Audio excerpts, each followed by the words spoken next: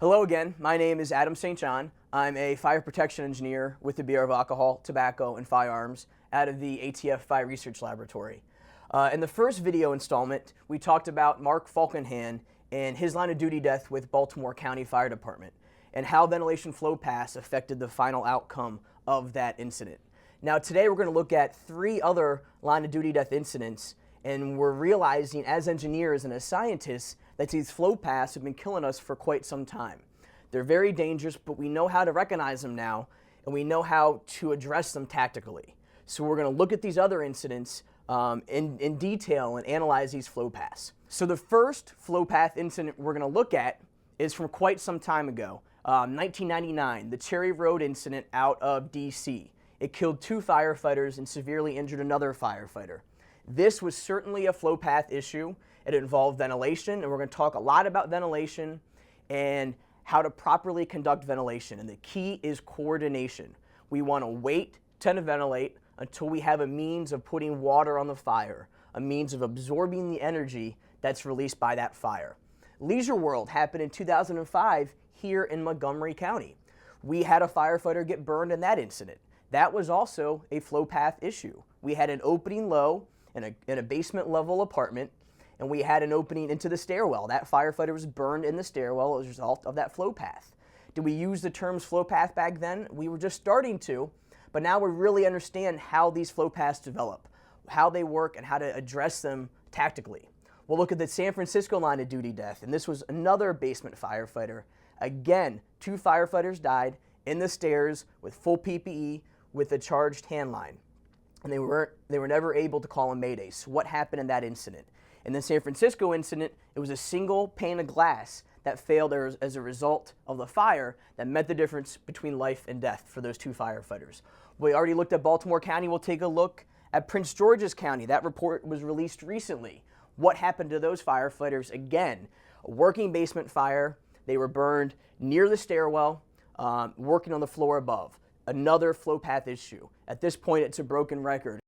So, when we looked at in the last video was this basement flow path. Remember, anytime you have an opening low and an opening high, which is almost every fire we go to, you're going to have a flow path develop. Here, this is Baltimore County, your rear slide or your front door, flow path up. Again, in Baltimore County, this flow path killed Mark. An opening low and an opening high. What do you need to recognize as a firefighter? The first thing you need to recognize, if you see smoke moving all in one direction, you're putting yourself in between where the fire is and where the fire wants to go. How do we address these flow paths tactically? Well, putting something to block that flow path is key.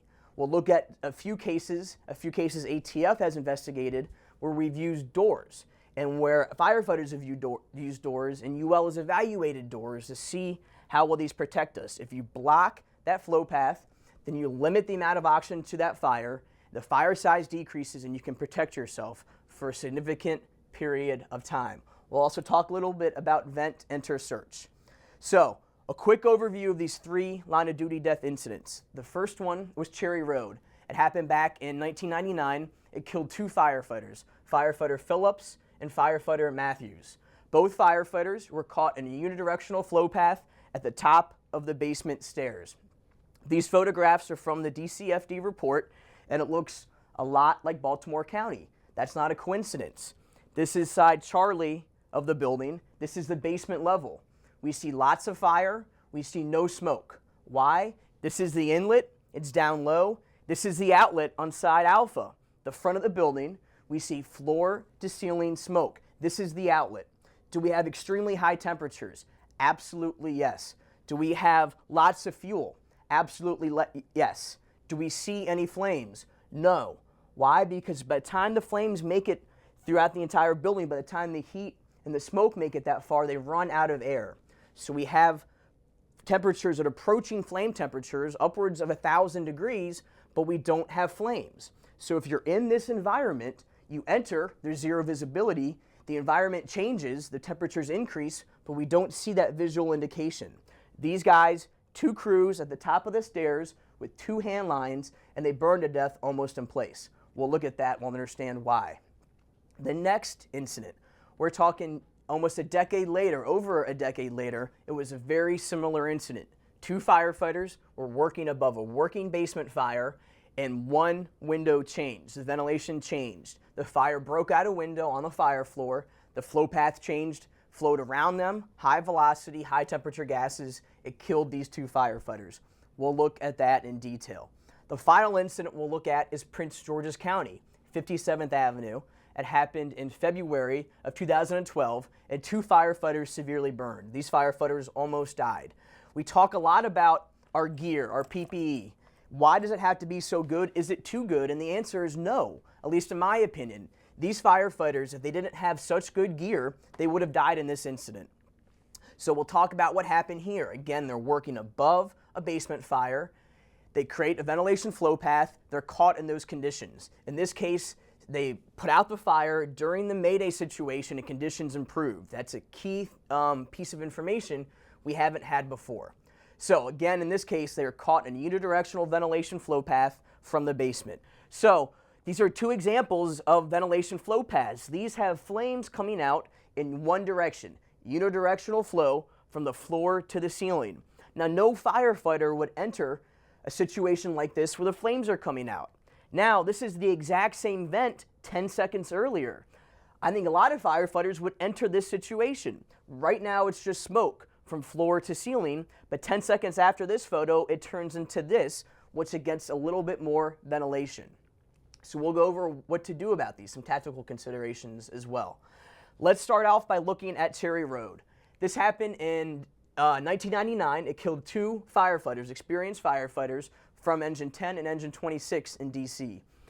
This is the front of the townhome. It was built into a hill. On side Alpha, it was 2 stories. On side Charlie, it was 3 with a basement exterior entrance. When they arrive on scene, they have just the front door vented, and essentially, when they open that door, it's a bidirectional flow. As soon as that basement door is vented by a crew, everything changes. Both firefighters are caught in a unidirectional flow path at the top of the basement stairs. Now, back then, NIST did an analysis of this fire. And what that analysis showed is that the fire intensified significantly after the basement slider was vented, forcing high temperature gases in excess of 1,500 degrees up the stairs at over 18 miles an hour. What happened specifically in this case? When they arrived on scene, they're following their typical basement protocol. What do they have? They have 2 hand lines, a primary attack line, and a backup line. They had full PPE at the top of the stairs. Now, when this fire was first started, and it started in the basement in the ceiling, ATF participated in this investigation. The whole house was sealed except for the front door and a window on the first floor.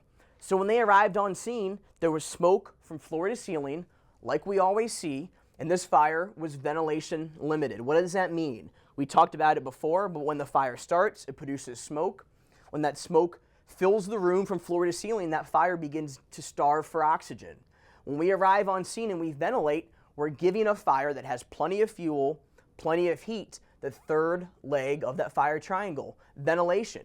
In this case, when they ventilated this basement door, that fire grew in size, doubled and tripled in the amount of energy it released, the size of the fire.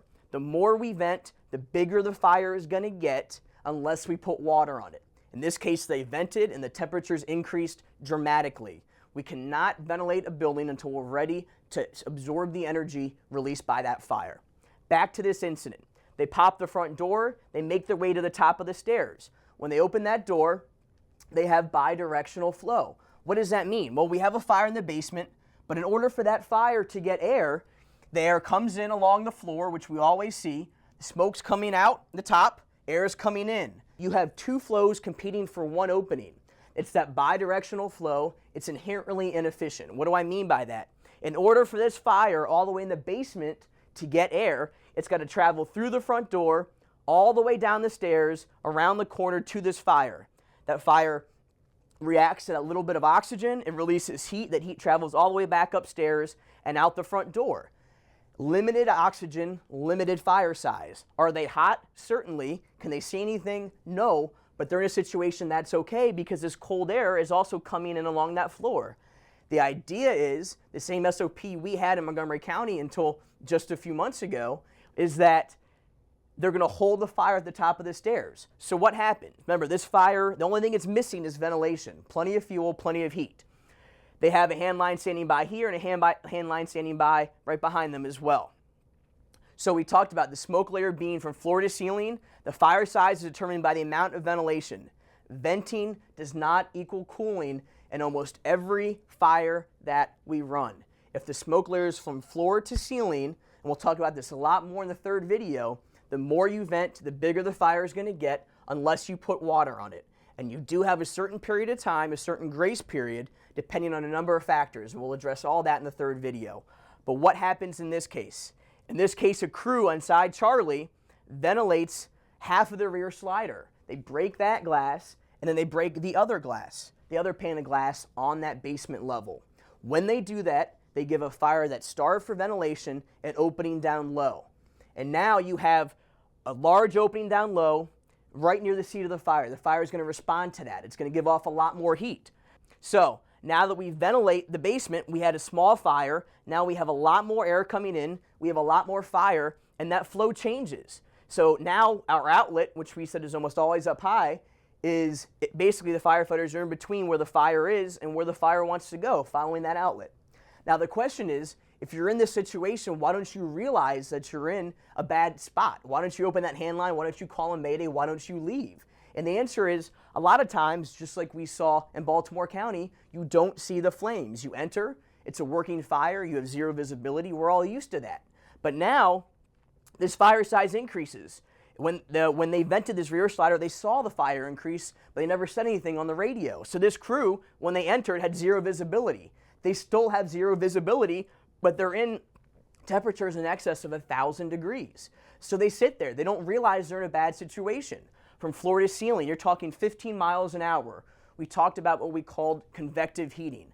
Just like cold air in a wind chill cools you down on a cold day, hot air moving past you at a high velocity will heat you up very quickly as well. That's exactly what they're in, a convective oven. That air is blowing past them. The guy in front and the guy behind end up dying in this case, just a few feet from where they are. That flow path ends up impacting him. It bounces off the ceiling and rolls around and burns him also. The guy in the middle ends up surviving with severe burns. Here's a model that NIST did over 13 years ago. They identified this flow path, and we're seeing it over and over and over again. With these arrows pointing up the stairs, show us that this air is traveling at 18 miles an hour up the stairs at an excess of 1,500 degrees. Is it faster than you can run? Sure it is. Is it faster than you can crawl? Absolutely. But what's important is that velocity is going to heat you up very, very fast. And if you don't see the indicators of flashover, if you don't see flames, but you're in temperatures close to flashover, you don't react to that. You don't open your hand line. You don't try to leave until it's too late. We'll talk about how your gear protects you and why it becomes saturated with this energy in a second. So straight from the report, high velocity conditions, and the firefighters attempted to exit. All of a sudden they realize they're in a bad spot. The gear works by absorbing energy. By the time they realize they're in a bad spot, they try to leave. So they try to go out the same way they came in, just like people do in fire situations. What do? We want to get out of there the fastest way possible. Usually we follow the hand line, but in this case, you're following that flow path the entire direction. In most cases, especially in Baltimore County, if you deviate from that flow path to any other dead-end part of the building, the temperatures decrease. Human nature tells us we want to go out the same way we came in. That's the same way that heat is traveling.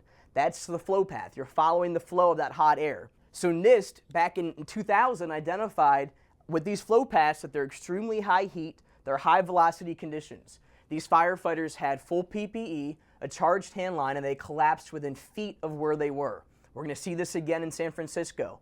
No Mayday was called. They never opened their hand line.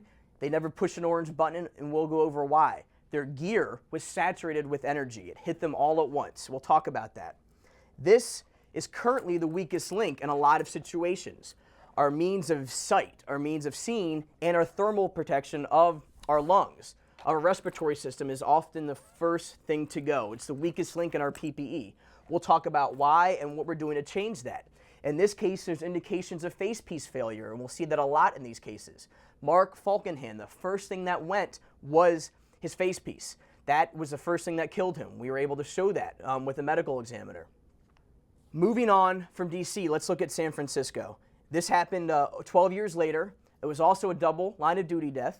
2 experienced firefighters, full PPE, a charged hand line, die in the stairs. Never call a mayday, never open their hand line. What happened? This is side Charlie of the building. Again, a working basement fire. The ventilation changes. A single pane of glass fails.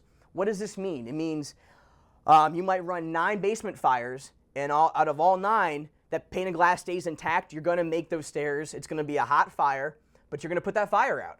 But on that 10th fire, if that pane of glass fails, it's going to be almost impossible to make those stairs. The temperatures are too high. Let's look at this case. This is the side Charlie photograph before the glass fails, and this is after the glass fails. You can see significant fire development, significant heat release rate. So when they arrived on scene, what did they see? The occupant sees a vacuum cleaner. It ignites the curtains inside of the room.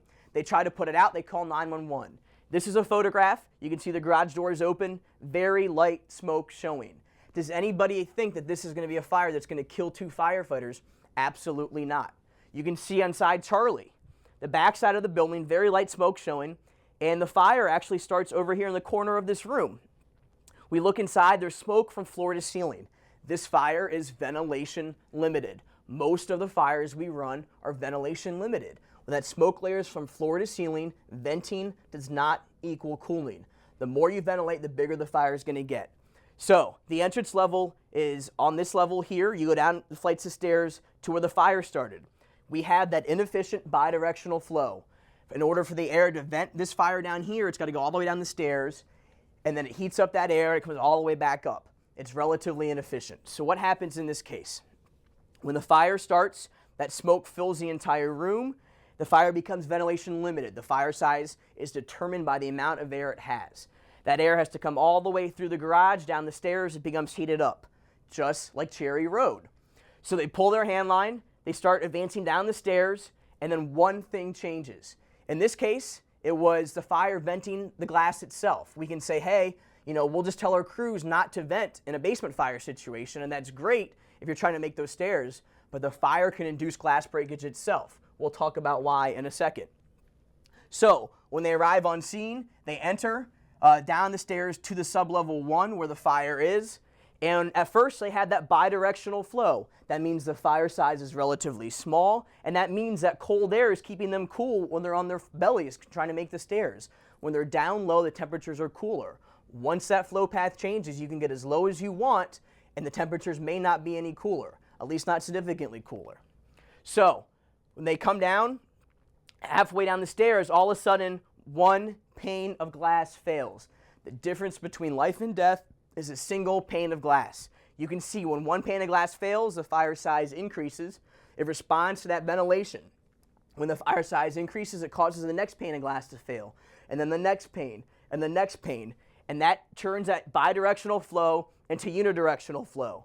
You have a significantly larger fire that's releasing more energy, and from floor to ceiling, it doesn't matter how low you get, you're not going to be able to escape those temperatures. So in this case, we talked about the difference between life and death was a single pane of glass.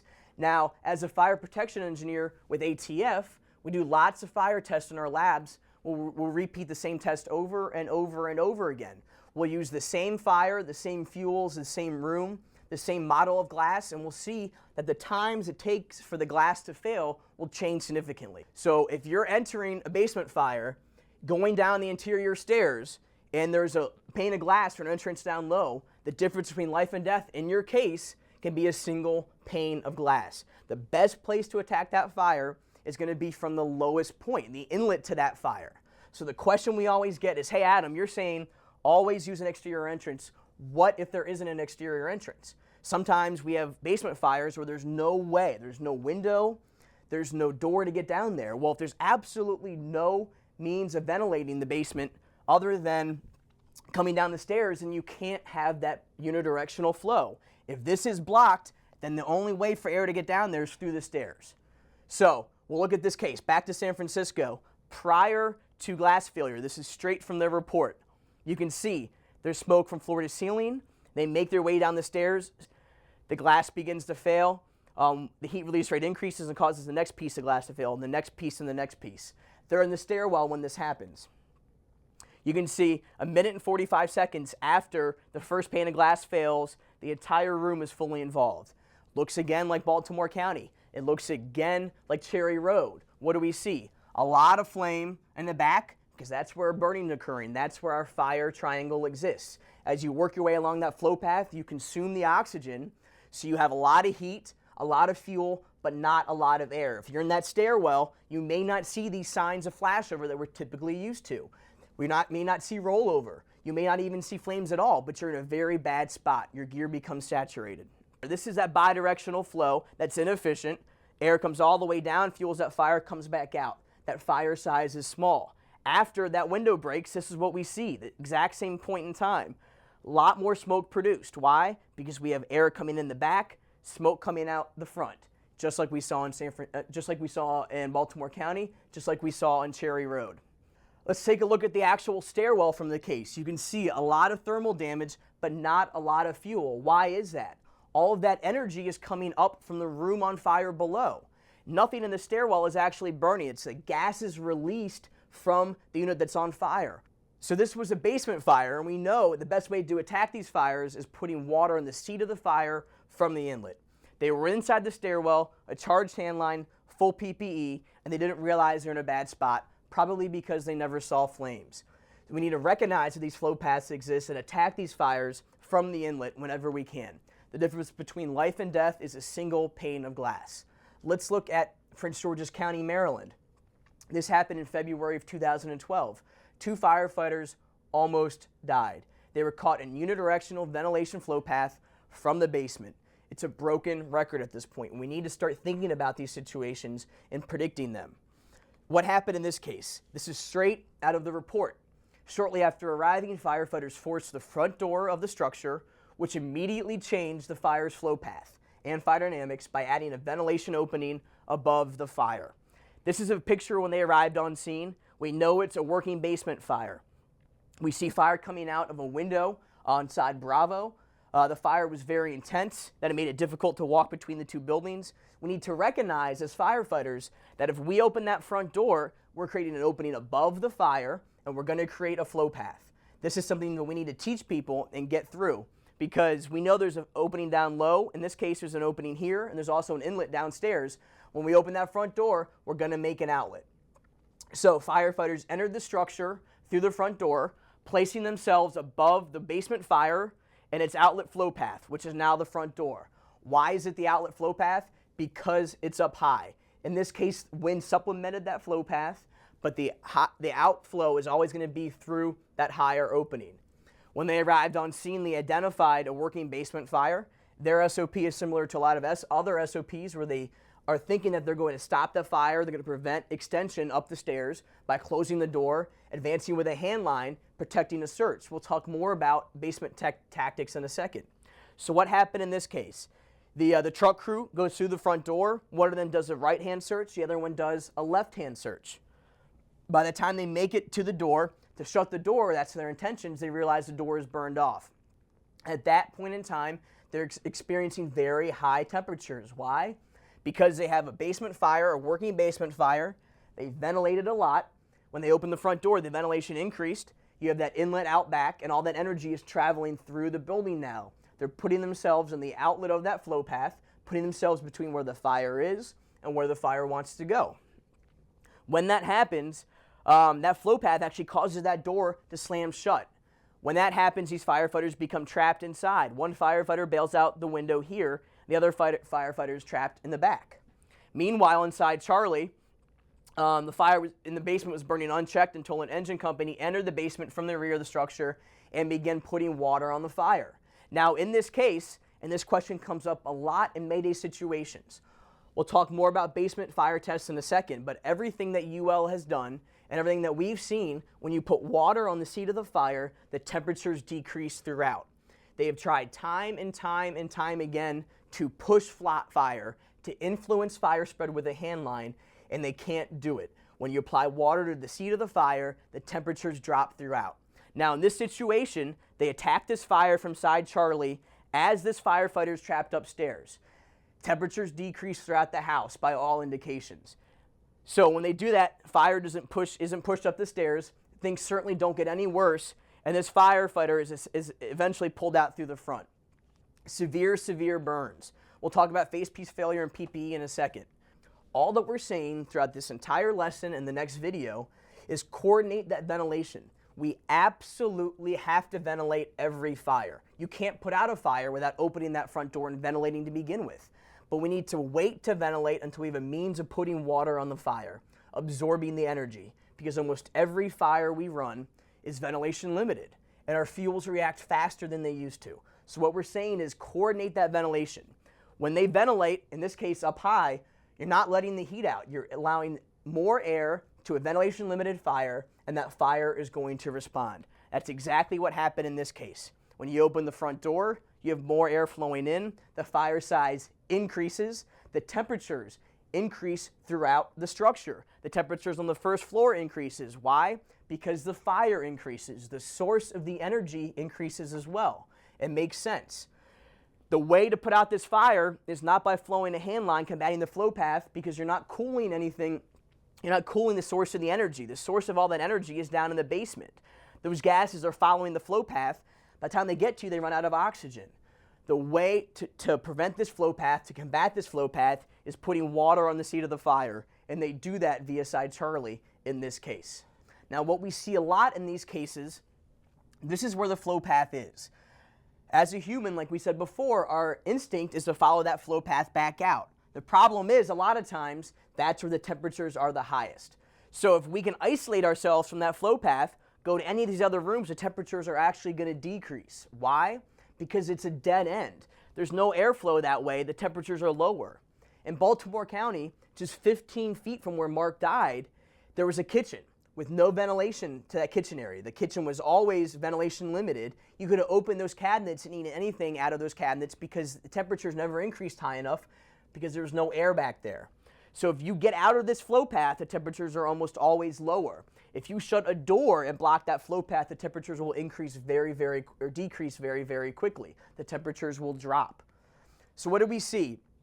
In this case, when the engine company inside Charlie, during the Mayday situation, put water on the fire, it certainly made conditions better.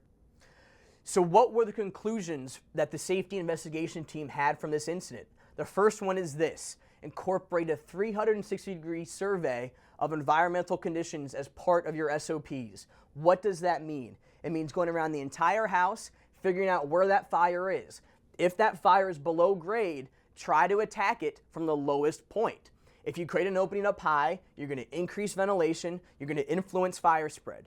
The second recommendation: develop a department-wide training program that focuses on understanding fire behavior, fire flow paths, again, and how to read interior and exterior smoke conditions. What do we mean by that? Not only is smoke pushing out, but also, what does that opening look like? Is it bidirectional?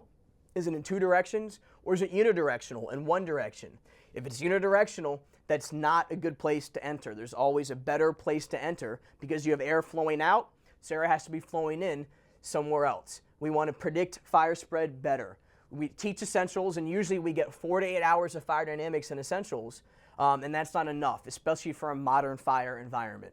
So in all three of these cases, these were basement fire scenarios. They were ventilation flow paths coming up from the basement. A lot of areas have or currently or had SOPs where they wanted the first two engine company to hold the fire at the basement. The idea is we're going to protect that search. And UL evaluated basement fires systematically. Why? They wanted to give firefighters an idea of a reliable indicator of collapse. What can we experience? What do we look for before a floor collapses? Now, unfortunately, they weren't able to find anything that's reliable, and we'll go over why in a second. Now, I encourage you guys to go to UL's website, which is ul.com/FSRI. They're the ones that have systematically looked at these situations, and you can take hour-long training programs to actually educate you on these situations. Now, here in Montgomery County, floor collapse situations, especially on basement fires, have been a common close call for us. We had in Rockville, Lincoln Avenue, a firefighter fell through the floor into a working basement fire. Luckily, that fire was put out just before he fell through. Company 18's area in Glenmont, we had a firefighter fall through the stairs at Claridge Road. Over in Rockville, in 23's area, we had a catastrophic floor collapse where an entire crew fell through the floor onto a working fire. We need to understand when we can work above these fires, what do we look for, and what's the best way to address them. Like I said before, many departments have an SOP where they want to protect the search of where the people could be. So the first due hose line goes to the top of the stairs. All the testing that we've done and that UL has done have looked at this and examined that this probably isn't a good idea, and we'll go over why. So let's talk about UL's examination of reliable indications of collapse. The idea that we're going to sound the floor is something a lot of firefighters do.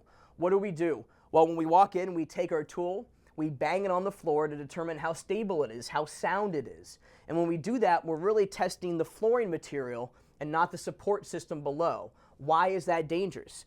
Well, the beam supporting the floor could be burned away, and we hit it with our tool. All that we're doing is sounding that upper layer of the actual flooring material. So the whole support system could be gone, and it could collapse even though it sounds solid, because we're really sounding the OSB and not the support system itself. What about a thermal imager? If we take a thermal imaging camera and look at the floor, if it looks hot, that could be an indication of collapse. Absolutely. The problem is, because of engineered lumber, because of carpet padding, because of carpet itself, it acts as a great insulator. So just because it looks cool to the thermal imaging camera doesn't mean there's not a working fire below it. It could collapse without any indication, even though it looks cool with a thermal imager. What about floor sag? We'll operate above a fire until that floor begins to feel spongy before it bounces a little bit. Is that safe? No, we're found, especially in full turnout gear and zero visibility, the deflection can be very, very insignificant. You might not be able to notice it, especially near a wall. The biggest rate of deflection is in the center of the room. Usually we conduct our searches along the wall, and there's not noticeable sag before collapse can occur. Now conversely, if you sound the floor and your tool goes right through it, you don't want to operate on that floor.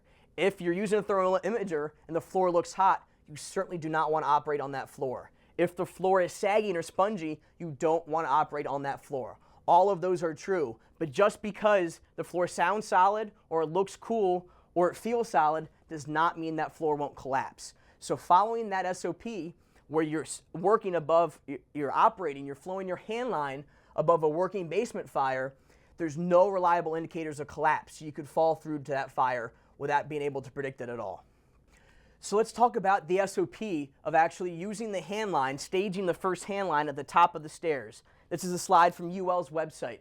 I encourage you guys, please visit their site. They have classes on all of these topics that we're talking about, from ventilation to basement fires and everything. We've done some tests, but they're certainly the ones that systematically evaluated these situations. In basement fires, the idea that the first hand line is going to go to the top of the stairs to protect the search and prevent fire spread. And they evaluated how effective these hand lines are at battling these flow paths, and they determined that they don't do very much to combat fire flow and especially smoke spread. So what do we mean by that? Well, if we have a hand line at the top of the stairs, the source of all that energy is the fire at the bottom. That's what's basically making these gases heated, making them buoyant, and going up the stairs. There's not a lot of fuel in that stairwell. If we open our hand line, the most we're going to do is cool 3, 4, 5 feet, the reach of that hand line down the stairs. In the tests that we did at ATF, we got cooling maybe 10 feet down the stairs. We're not doing anything to cool the source of all that energy. On top of that, all those gases are going around that hose stream up into the rest of the house. Typically, in a basement fire, what kills the people on the first floor and the second floor is that smoke. We all know that smoke kills people because of the toxins, the lack of oxygen. And we're not doing anything to stop that smoke spread. What's a great idea, if there's a door at the top of the basement, shut that door. That's going to block that flow path. That's going to result in ventilation limited conditions along the flow path and control the ventilation flowing into the room. That's a great idea, but the hose lines do very little to combat the flow path. Why? Because the fuel, the source of all that energy is coming from the working fire below. The best thing you can do is apply water, making an interior attack through that basement entrance, or even from the exterior. We'll talk more in the third part of this video series, exterior attacks, and why we can't push fire. We'll go over that in detail, I promise. So, what's the other problem with this basement SOP? Well, they said that the path of flame travel may not be the stairwell from the basement to the first floor. What do we mean there? We mean we may be standing here preventing any flames from coming up the stairs, but if the fire started in this corner, the floor may fail over here first. So we may be waiting for the fire to come through and up the stairs, but meanwhile over here, the fire has already come up through the floor through a pipe chase, through some other means of travel from the basement to the first floor. So we can't assume that the first place the fire is going to come from the basement to the first floor is going to be the stairwell. We may sit here for 15 minutes while the fire burns through this other area. It doesn't work. So what about the old idea that the stairwell is the hottest point, and by the time we make it to the bottom, temperatures are going to decrease? Well, all the tests that we've done at ATF, and especially UL's tests, we haven't seen that to be true. What do we mean by that? Well, by the time you force your way down to the bottom of the stairs, the temperatures are hotter. Why? Because you're closer to the seat of the fire. You're closer to where you have that fire triangle, where your heat, your fuel, and your oxygen are mixing. So by the time you make it to the bottom, the temperatures aren't any cooler, which seems to make sense. So we basically show there's no way to predict where and when that floor is collapsed. The hose line does very little to stop the flow of smoke and heat up the stairs. We can't even assume that the stairwell, the open stairwell, is going to be the first path to travel between the basement and the first floor, and temperatures are not any cooler at the bottom of the stairs. The best way to attack basement fires in this situation is to put water on the seat of the fire, whether it's an interior attack through the entrance just to that basement, directly to the basement, or an exterior window. If you don't have either of those circumstances, you can't have that unidirectional flow up the stairs. Basement fires are very, very dangerous, and UL will show, and the tests have shown firsthand, that unless you have a really good reason to operate above a basement fire, you probably shouldn't be there. A great tactic to consider, which we'll talk more about, is vent, enter, search in a basement fire situation. Why? Because you can bypass that entire first floor and go straight to where the people are, probably in their bedrooms on that second floor. We'll talk about that more in a second.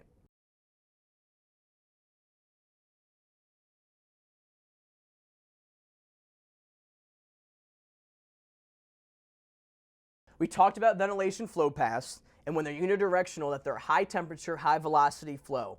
Now in terms of our PPE, in terms of our gear, the weakest link in a lot of these cases have been the facepiece. What do we mean by that? Our means of sight and our respiratory protection is often the first thing to go. In Baltimore County, in Mark Falkenhand's case, his facepiece was the first thing that failed. Here's a picture of Mark Falkenhand's actual facepiece. You can see that there's a hole formed on the left side, which is the side facing the fire. When a facepiece fails, it's due to the radiation most of the time given off from a fire. A lot of times when we go into flashover cells and flashover simulators at the academy, if you just stare at the fire the entire time, you'll notice crazing of your facepiece. That's because it's line of sight. Its radiation is a primary factor in that case. If you look away for a few seconds and look back at it and look away, your facepiece won't craze. Those cracks won't form. Why? Because you're blocking that radiation. Here's a picture of the inside of Mark's facepiece. You can see bubbling. After the facepiece begins to craze, which almost looks like little cracks in the polycarbonate material, then it will begin to bubble before it fails. The problem is a lot of the time in these situations, you have zero visibility to begin with. So you don't recognize that your facepiece is failing because you can't see through it to begin with because of the smoke.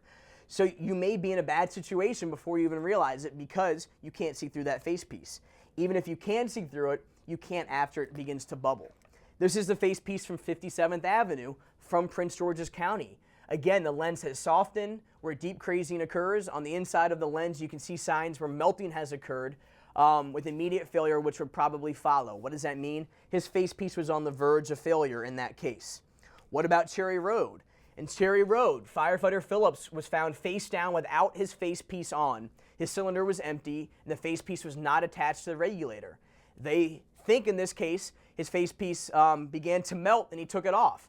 There was buckling, blistering, and cracking of the lens material. So we know that facepieces should not be the weakest link as part of our PPE. We need to protect our respiratory system. We need to be able to see. So what has changed through the years? It's not that our facepieces have gotten any weaker. It's not that they absorb energy any faster. It's that our turnout gear has gotten better. It's easy to make turnout garments able to absorb more energy, able to protect us better. We have better clothing materials now, and we also can add more material to them so they can absorb more energy to protect us. So our hoods have gotten better, our pants and our coats have gotten better. However, our face pieces have stayed the same. So before, when we'd start to burn our ears and shoulders, now the first thing we're seeing is that the face pieces will fail. NIST did some very interesting tests where they looked at when and how face pieces fail. We always get the question of how long does it take, what temperature does it take? And the process of heat transfer is very complicated. It depends on the temperatures outside, the face piece. It depends on how much radiation is given off from that particular fire, how much of the face piece is heated convectively by the air traveling past the face piece. What's interesting is every time you take a breath, you're cooling the inside of the glass of the face piece. So a face piece on a breathing mannequin will last longer than a face piece out in the open. This was a test that NIST did to evaluate face piece failure. Now in this case, it takes several minutes for this face piece to fail because the fire is not in direct contact with it. In flashover conditions, a face piece can fail very, very fast. In a training scenario where you're burning for several hours, it may take a face piece several hours to soften and fail. So we can't focus on exact times or situations because there's lots of variables that are involved, but we can look at the mechanisms and the signs of failure. So in this case, the face piece begins to absorb energy, and the first thing we see is crazing, or what will look like cracks in the glass. We can see that begin to form. So in a case where there's not a lot of smoke, and you can see through that fire, you can see crazing. It's not actually a crack, it's just expansion of the outer portion of the face piece lens. You can see these begin to form here. I'm going to pause this for a second. So what's going on? We all realize that when this happens, your face piece is positive pressure. What does that mean? It means the pressure inside of here is greater than the pressure outside. That's done intentionally. We all know that. So if you develop a leak, it's going to blow the smoke out of the mask. So the flow is always from your air tank into the mask out to the environment, so the smoke doesn't enter. As that face piece begins to weaken, what happens is that positive pressure pushes the mask out a little bit, and you take a breath, it decreases the pressure, it pulls the mask in a little bit. So you'll see in real time now, before it was accelerated, that the face piece will breathe in and out, in and out. You can see that the mask begin to bubble slightly, and every time you take a breath, we have that convective cooling along the face piece. You'll watch up in here, a hole will form. Now we've had several cases, from especially line of duty death cases and firefighters that were severely burned, where the first thing they will feel is hot air coming in through the hole that forms. So you're in zero visibility, you don't realize that your face piece is failing. When that hole forms, when you take a deep breath, it overcomes that positive pressure, and when that happens, that hot air hits usually part of their face where that hole is. So we'll watch that process one more time. You can see about halfway through, the face piece will begin to breathe in and out. It's softening, the crazing, and it begins to actually bubble. When it bubbles, then the hole will form. What do we teach in essentials class? Well, if you have a hole in your mask to cover it, to push on it, in this case, if you push on it, it'll probably push right to your head. It's a really, really soft material. So what did NIOSH do? Well, NIOSH worked with a number of organizations to identify cases where face pieces have failed. In fact, they looked at 6 recent firefighter fatalities where the firefighters were likely still on air at the time of the event. So in cases where the firefighter died, the first thing that failed was their face piece. And the conditions encountered likely exceeded the performance capabilities of the face pieces. What does that mean? Essentially that they exceeded the performance criteria, the testing standards, and they failed on the actual person. So this is Mark Falkenhand's face piece again. So they reviewed the information, and they were able to show that many of the firefighters involved in the incidents were close to an escape point. What do they mean? They were near a window, they were near a door, or if the face piece remained intact, they may have been able to make it out. So NIOSH worked with NFPA using these line of duty death incidents as justification to update the face piece standard. The new face pieces have increased lens durability, they have increased flame resistance, as well as increased radiant specific performance standards. What does that mean? It means we talked about the face piece failing as a result of that radiant energy impacting the lens. Now they need to withstand that energy better. Increased flame resistance, direct flame impingement to the face piece is improved as well as voice communications. That's also important. If you're in a bad situation, you need to be able to call a mayday and understand that mayday. That was also improved. So with the new NFPA standard, the weakest link, which was our face pieces, are now going to be more durable. They can absorb more energy. Over the years, we said that our turnout gear has gotten better, and when that happens, a lot of firefighters were relying on face pieces to tell them when it's time to get out. When their facepiece began to craze, they know they've gone too far. Our hoods have gotten thicker. When our ears began to burn, we used to gum out. Now that our hoods are thicker, we don't realize we're in a bad situation. So is the answer to stop making our turnout gear any better? And the answer is no.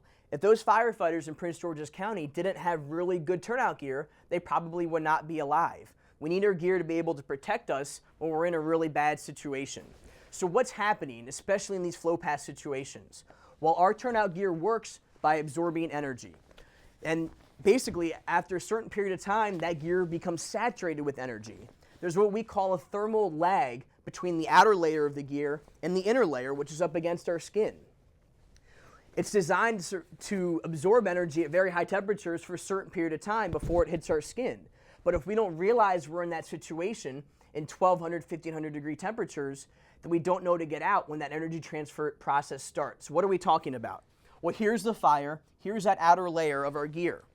If we're in a flashover condition, we see the flames, we recognize we're in a bad spot, and we try to get out. Hopefully we have 10, 12 seconds to get out before we get burned. If we see those flames, if we recognize that, we had that period of time. What we're seeing a lot with these flow paths is you're in a bad spot, you're in zero visibility, conditions change. The temperature increases from floor to ceiling rapidly, but we don't see a lot of flame. Why? Because we're missing that oxygen characteristic. The same thing happened in San Francisco, the same thing happened in Cherry Road, and also Baltimore County. You're in a bad situation, but you don't realize it because you don't see any flames. Your gear becomes saturated. So the outer layer begins to heat up, then the layer up against that, all the way to your skin. By the time it hits your skin, it's too late. Your gear is what we call saturated. It's very, very warm. When we interview people from Prince George's County, what do they say? And people that have survived this says they're in this flow path, and all of a sudden it feels like they're getting stung by 1,000 bees all at once. Why? Their gear becomes saturated. Your gear works very, very well until it's absorbed all of the energy it can absorb before all those layers become saturated. So in these incidents, these firefighters are in full turnout gear.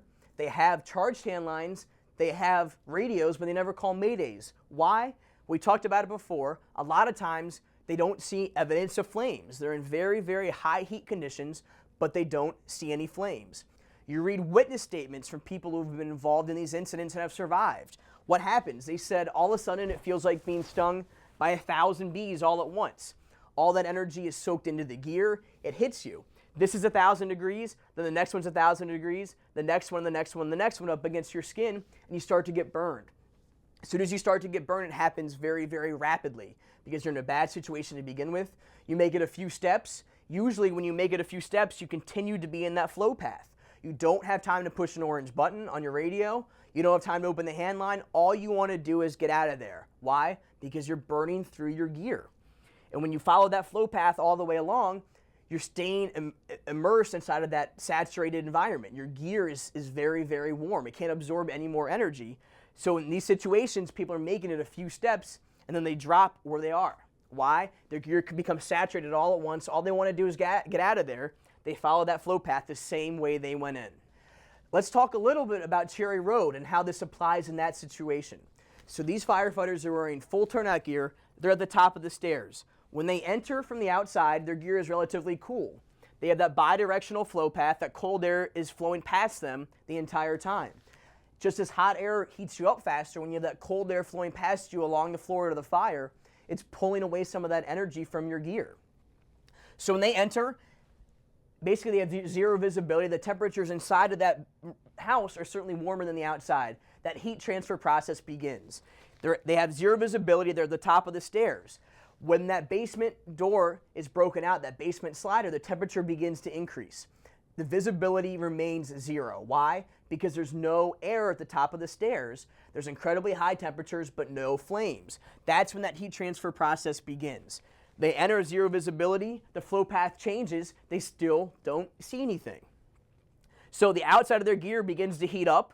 Now the size of the fire increases below them very rapidly. They still don't see anything. Now the air is moving past them at a rapid rate. Now it's high temperatures, and the next layer of their gear warms up very quickly too, and the next layer, the next layer, the next layer.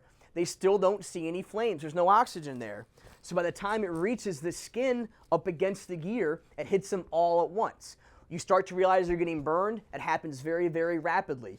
Like I said, the people who have lived through it says it's like being stung by 1,000 bees all at once. It hits you very, very hard. When that happens, all you want to do is try to get out of there. But in this case and in San Francisco, they make it a few steps and they collapse. It hits them very, very fast. So how do we protect ourselves from these flow paths, from these situations? Well, we can't put ourselves from where the fire is, where the fire wants to go. You can't put yourself in the outlet because these conditions can change and these firefighters aren't realizing it. We have very, very good gear, but we need to realize when we're in a bad situation. Throughout this entire lesson, we reviewed a number of line of duty death incidents that resulted from unidirectional flow paths. And we've told you that when you create an opening above the fire, that's going to create an outflow. And if you enter through that outflow, you're putting yourself between where the fire is and where that fire wants to go. Now, what we're going to talk about now is vent, enter, search. And it's something that we think can be a good tactic to use if you have a known life hazard. It's a great tactic to search. But inherently, in almost every situation, when you vent, enter, search, you're making an opening above the fire. You're going to create an outlet. That's why we added that isolate part. And when I say we, I don't mean ATF. I mean the fire service in general. Vent, enter, isolate, search. That isolate is critical because most of the time when we vent, enter, search, we're going to vent, enter, search a second floor. Why? Or first floor. That's where the bedrooms are. They're typically located up high in houses. So when we're pushing vent, enter, search, we also want to remember that isolate portion of it. When we create that opening up high, this flow is going to follow that opening. We have an opening high. Those gases are warm. They're more buoyant. That's where they're going to want to go. And every single time you create that opening up high, that's where those gases are going to want to go, up and out that opening. You have cold air coming in along the floor. It becomes heated from the fire, and it goes out the opening you created. That's where the fire is going to want to go, right to where you are. So what do you do to combat that? Well, to combat it, the best thing to do is put something in between you and the fire. In almost every bedroom, you have that hollow core door. In the tests that we've done at ATF, the tests that UL has done, it should buy you at least 5 minutes of time. Why? You're blocking that flow path, you're limiting the amount of ventilation, and you're putting a barrier between where the fire is and where it wants to go. We've had full-scale fire tests with a hollow core door where that door has lasted over 20 minutes. So that isolate portion is critical. If you have a basement fire, you can bypass an entire first floor, which is important because you have no reliable indicators of collapse by vent, enter, searching that second floor. This is an image from a fire in a 2-story house. The fire appears to be on the first floor. And if we vent, enter, search this house, we break out a window on the second floor, we're creating an opening above that fire. Why is that dangerous? When we create that opening above the fire, we're going to create a unidirectional flow path to where we are and where the person is we're searching for. What's critical? Shutting that door. We break the window. The first thing you want to do is make sure there's a floor there. Do a quick search and make a priority to shut that door. When you shut that door, what does that do? It allows the smoke to exhaust out of that room so you can perform a faster and safer search. It also buys you time. It blocks that flow path. It blocks the opening you just created by breaking that window. In Baltimore County, what did the truck company do? Once they broke the window, they shut the door. They opened the door, assessed conditions, and searched the rest of the house, but they shut the door behind them. By doing that, that provided them a safe area when they found the second victim in that room to pull the victim back out to that bedroom. They had all the time they needed to get the person out. It works very well. Remember to shut that door. This was given to me by a student in one of our classes. This was a fire in Boston, Massachusetts. It was a college student. It was a college housing. I believe it was off campus. And the fire started somewhere, I believe, on the second floor. These people were inside of this bedroom. There's a person inside of this bedroom. When the fire started, they shut the door and they left their door open. There's a person who ended up dying in this unit. These 2 people made it out because they shut the door. They opened the door. They were met by a wall of smoke. They shut it. What did this look like when the fire department arrived? This is a room where the person died. This is a room where the 2 people bailed out. They were rescued by the ladder. The difference between life and death is shutting a single door. It'll buy you, in most of our tests and all of our tests, at least 5 minutes of time to block that flow path, to get yourself out. Shut the door, put something in between you and the fire. This is a fire that occurred just a few months ago in Los Angeles. It's a high-rise fire. Why is this important? It's for 2 reasons. The first reason is it was an exterior attack. We'll talk more about that a little bit later. But they ended up putting this fire out from the neighboring unit by putting water in it. They didn't push fire anywhere. This fire actually started, this is all one unit here. The fire started in this unit back on this side in the kitchen area. What happened was the fire basically burned out. It ran out of fuel in this room, and it went down the hallway. There's a bedroom in between here and here. This is a bedroom. That was a hollow core door that remained shut the entire time. Everything in this room was pretty much pristine, even though this went through complete burnout. It burned for over a half an hour, and the fire never made it to this room because that door was shut. It bypassed this room and went to this room and burned again for 20 minutes. Everything was clean in that room. Everything was pristine because that one door was shut. We see it time and time again in cases we look at it. That door is shut, you limit the oxygen, you block the flow path, you buy yourself time. It makes sense. So here at ATF, we've done a number of door tests, hollow core door tests in particular. What do we mean by that? Where if we shut the door, we're preventing fire spread to the rest of the house, also smoke spread as well. How much time does that buy us? Anywhere from 6 to 20 minutes in a lot of our cases. UL has done similar tests using their own furnace that they use for fire-rated assemblies, and they got similar failure times, usually at least around 5 minutes for that door to fail. If you're an occupant, if you shut that door, it provides you time. If you're a firefighter and you're in a bad situation, close that door. If you're doing a search and you close that door, it buys you an area of refuge. If conditions get bad, you can open that door and shut it again, and it gives you time to bail out. It blocks the flow path. It can create ventilation-limited conditions. It can give you an area of refuge. So what have we talked about today? Well, we talked about unidirectional flow paths, how to recognize them, why they're so dangerous, and what you can do about them. The best thing to do is to attack the fire from the inlet. Now, if you have that unidirectional flow, it always means there's an inlet somewhere else, and it's typically the lowest point. So if there's a unidirectional flow outward somewhere, there's got to be an inlet. That's the best place to flow water. If you try to combat that unidirectional flow with a hand line, you're not going to make much leeway. Why? You're not cooling the source of all that energy. And we'll show you some videos of that in the next series. Conversely, if you use that flow path to your advantage, flow water in through the inlet, things get better very, very fast. What else do we learn? Well, if the fire's below grade, and every one of these line of duty death incidents had fires below grade. Why? Because that's when these flow paths develop. Anytime you have an opening low and an opening high, you're gonna have this flow path develop. Almost every single fire we run, we have an opening low and an opening high. This is why it's so important. So if fire is below grade, attack the fire from an exterior vent or exterior entrance if possible. It makes sense. If no vent exists, then that flow cannot be unidirectional. What do I mean by that? If this is a basement and there's absolutely no window or door, then the only way this fire can get air is through that opening that you entered. So when you enter that front door, the only way that fire can get air is coming down the stairs. It's a bidirectional flow. So if that opening does not exist at the grade level, then you can't have that unidirectional flow up the stairs. So we'll talk a lot more in this next video series about tactics, ventilation tactics and suppression tactics. Now, flames cannot be pushed. You cannot push fire, and UL has done literally hundreds of tests to verify this. And what they've shown is that when you flow water on the seat of the fire, the temperatures drop throughout the entire flow path. So what does that mean? Whether it's on the interior or exterior, if you put water in the fire, things improve throughout the house. So if you have a working basement fire, working fire below grade, the best thing you can do is apply water to the seat of the fire. When they had the Mayday situation in Prince George's County on 57th Avenue, they applied water to the seat of the fire, and things certainly did not get worse. All indications they got better.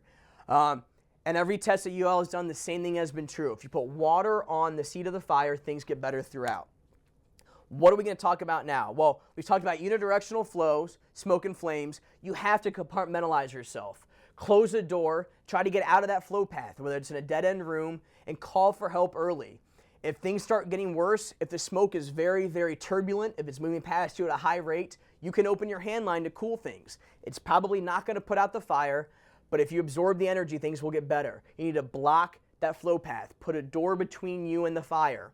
That will buy you a significant amount of time. If you're doing a search and you close doors as you go, especially if you're breaking windows, you're blocking that outlet that you just created. It also gives you an area of refuge. If you shut that door, it'll buy you several minutes.